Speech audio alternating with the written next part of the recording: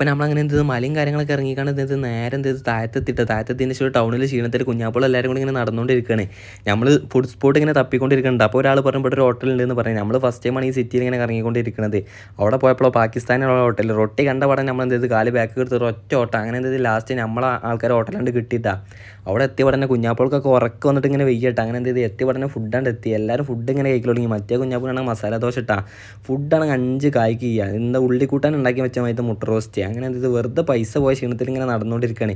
ഇനി ഇവിടുന്ന് നമ്മളെ ഏരിയയ്ക്ക് ഏകദേശം അരമണിക്കൂറോളം യാത്ര ഉണ്ട് കേട്ടോ. അതിൻ്റെ ഇടയിൽ ഒരു പട്ടാണി ടാക്സിക്കാരനെ കിട്ടി, കള്ളവണ്ടിക്കാരൻ. നമ്മളിങ്ങനെ വാദിച്ചുകൊണ്ടിരിക്കുകയാണ് ഇത്ര പൈസ കുറച്ച് തന്നാലേ ഞങ്ങൾ കയറുള്ളൂ എന്നാണ്. അങ്ങനെ എന്ത് ലാസ്റ്റ് നമ്മളാണ്ട് കയറിയിട്ടാ കള്ളവണ്ടിയും കയറിക്കാണ്ട് നമ്മളെ ഏരിയയ്ക്ക് ഇങ്ങനെ പോയിക്കൊണ്ടിരിക്കുകയാണ്. അങ്ങനെ എന്ത് ഒരു കുഞ്ഞാപ്പൂനെ ഇറങ്ങാൻ സ്ഥലം എത്തിയിട്ട് ഒരു കുഞ്ഞാപ്പൂണ്ട് ഇറങ്ങിയാണ്ട് പോയി. അപ്പോൾ അവനോടും സലാം പറഞ്ഞാൽ എന്തത് നമ്മളെ ഏരിയയ്ക്ക് ഇങ്ങനെ പോയിക്കൊണ്ടിരിക്കണം കേട്ടോ. യാത്ര കിടിലനെ ഇന്ന് ഉറക്കം വെച്ചിന് ചെറിയൊരു ക്ഷീണമുണ്ട്. അങ്ങനെ എന്തത് നമ്മളെ ഏരിയയിൽ എത്തിച്ച് ടാക്സിക്കാരന് പൈസ കൊടുത്തിട്ട് ടാക്സിക്കാരനും പോയിട്ടാ. ഇത്രയേ ഉള്ളൂ.